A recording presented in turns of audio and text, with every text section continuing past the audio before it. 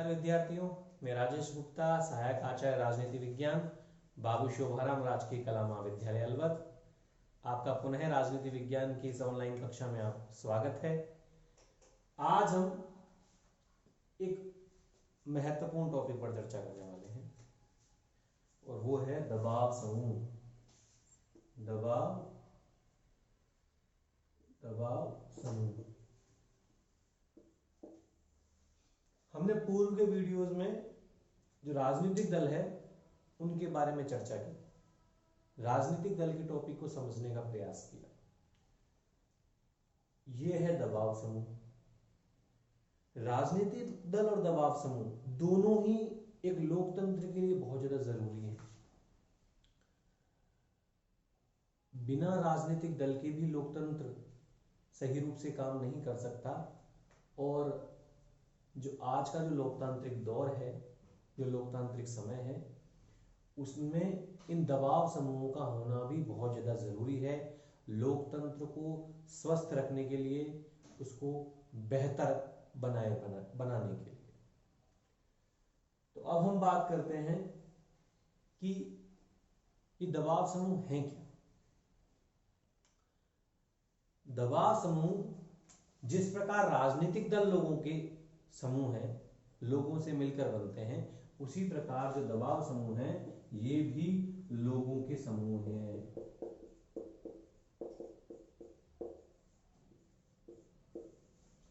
लोग के समूह क्या है? दबाव समूह। लेकिन जहां राजनीतिक दल लोगों के समूह हैं और वो संगठित होकर चुनाव लड़ते हैं, सत्ता प्राप्त करना चाहते हैं, दबाव समूह न तो चुनाव लड़ते हैं न सत्ता प्राप्त करना चाहते हैं। दबाव समूह लोगों के संगठन हैं, लेकिन वो सरकार पर दबाव डालकर अपने हितों के अनुकूल काम करवाना चाहते हैं। सरकार पर दबाव डालकर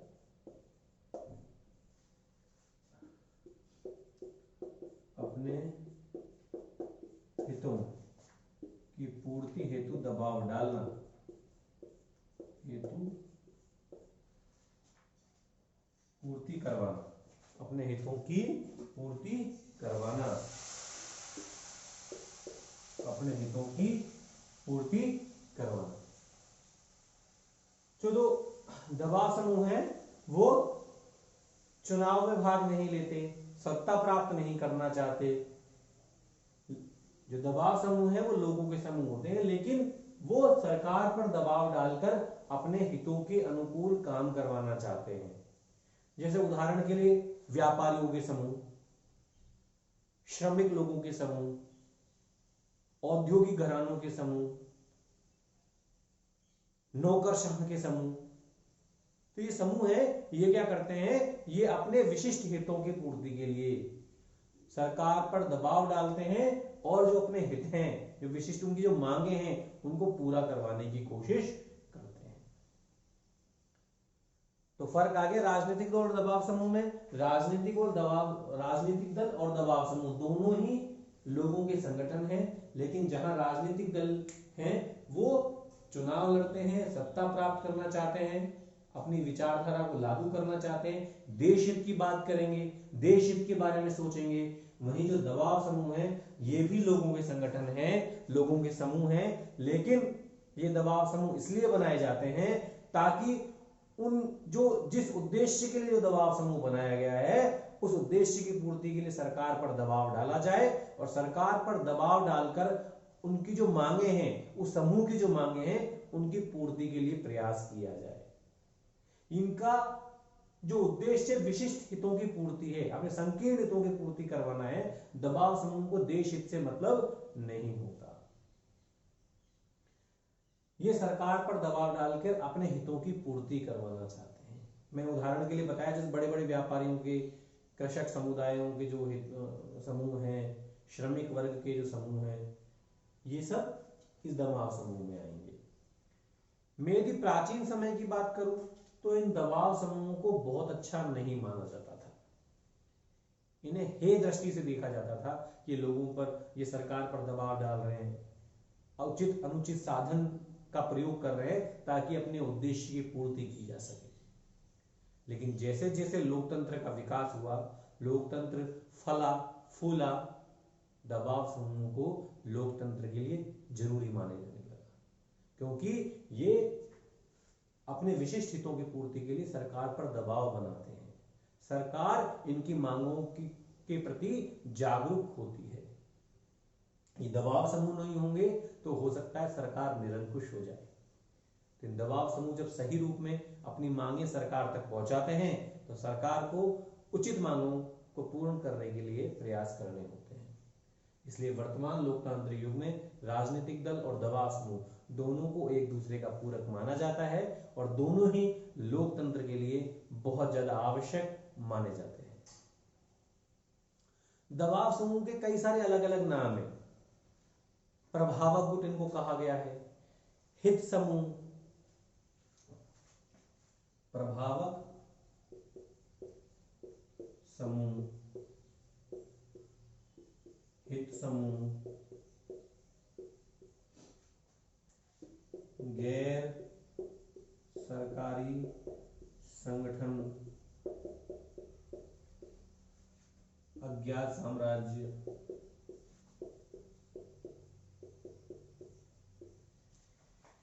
एक बहुत बड़े विद्वान हुए S.E. फाइनल, उन्होंने दबाव समूह को अज्ञात साम्राज्य भी कहा है। क्यों कहा है इसके बारे में हम आगे चर्चा करने वाले हैं। इसके अलावा लॉबिंग, ये क्या है इस शब्द को भी हम समझने के प्रयास करेंगे। अनौपचारिक संगठन, अनौपचारिक संगठन, हितबद्ध समूह, हितबद्ध, इनको इस प्रकार कई अलग अलग नामों से संबोधित किया जाता है। दबाव समूह क्यों कहा जाता है। प्रभावक समूह सरकार पर अपना प्रभाव डालते हैं ताकि अपनी विशिष्ट हितों की पूर्ति की जाए, अपने विशिष्ट हितों के लिए प्रयास करते हैं हमेशा। इनको राष्ट्रहित से ज्यादा लेन देन, ज्यादा मतलब नहीं होता। ये अपने जो विशिष्ट हित हैं, जिस उद्देश्य की पूर्ति के लिए वो दबाव समूह बनाया गया है, उसके लिए प्रयास करते हैं। जैसे मैं आपके एक उदाहरण से समझाने की कोशिश करूं, बहुत छोटा सिंपल एग्जांपल है।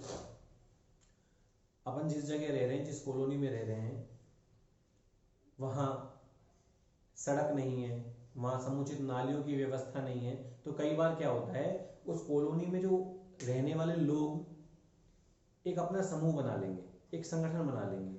उद्देश्य क्या होगा, शासन के पास जाएंगे, जो सरकार के जो प्रतिनिधि हैं उनके पास जाएंगे और जो अपने कॉलोनी में जो काम करवाने हैं हमें, उन कामों को करवाने के लिए हम उनसे बातचीत करेंगे, उन काम को करवाएंगे। तो इस विशिष्ट उद्देश्य की पूर्ति के लिए उस कॉलोनी में जो रहने वाले जो लोग हैं वो एक अपना दबाव समूह बना लेंगे, वो समूह बना लेंगे और वो एक समूह के रूप में वो सरकार के जो प्रतिनिधि हैं, शासन हैं, जो अधिकारीगण हैं, उनके पास जाएंगे और उनके सामने अपनी मांग रखेंगे। यदि वो मांग उचित है तो सरकार उन पर कार्रवाई करेगी, निर्णय लेगी और वो यदि उन समुचित प्रयासों से वो सड़क का निर्माण हो गया और नाली बन जाती है तो इस पूर्ति के बाद संभव है वो दबाव समूह भी समाप्त हो जाए, क्योंकि जिस उद्देश्य की पूर्ति के लिए वो बनाया गया था वो उद्देश्य की पूर्ति होगी। तो इन दबाव समूह का जो है उद्देश्य वो अपने हितों की पूर्ति करना है। तो कई बार दबाव समूह तो बहुत लंबे समय तक भी काम करते हैं, उनके विशिष्ट हित होते हैं, लेकिन कई दबाव समूह ऐसे हैं जो विशेष उद्देश्य की पूर्ति के लिए बनाए जाते हैं और जब उद्देश्य पूर्ण हो जाता है, उनका कार्य पूर्ण हो जाता है, तब वो दबाव समूह भी समाप्त हो जाते हैं। दबाव समूह को गैर सरकारी संगठन भी कहा जाता है। क्यों? क्योंकि ये चुनाव नहीं लड़ते, सत्ता प्राप्त करना नहीं चाहते। इनको विधानमंडल के पीछे विधानमंडल की संज्ञा दी गई है। ये चुनाव नहीं लड़ते हैं, ये सरकार में इनकी भागीदारी नहीं है, ये पर्दे के पीछे अपने कार्यों को करते हैं। पर्दे के पीछे रहकर ये कई बार सरकार पर दबाव डालते हैं, अपने हितों के अनुकूल काम करवाना चाहते हैं। इनको अज्ञात साम्राज्य कहा गया है। क्यों? क्योंकि ये सरकार में प्रत्यक्ष रूप से नजर नहीं आ रहे, चुनाव नहीं लड़ते, सत्ता प्राप्त नहीं करना चाहते। ये पर्दे के पीछे रहकर, विधानमंडल के पीछे रहकर विधानमंडल के सदस्यों पर दबाव बनाते हैं, सरकार पर दबाव बनाते हैं, अलग अलग तरीकों से प्रयास करते हैं। लॉबिंग के द्वारा प्रचार प्रसार करना, गोष्ठियां आयोजित करना, कई सारे काम, प्रदर्शन करना, हड़ताल करना, कई ऐसे काम करते हैं दबाव समूह। हम देखते भी हैं कि बड़े बड़े जो दबाव समूह होते हैं, जैसे व्यापारियों के, किसानों के, जब अपनी मांग होती है, कई बार जातिगत दबाव समूह, ये सब अपनी मांगों के लिए कई बार उचित तरीके अपनाते हैं, कई बार ये प्रदर्शन भी करते हैं, कई बार हड़ताल के लिए भी इनको विवश होना पड़ता है ताकि सरकार उन मांगों की तरफ ध्यान दे सके।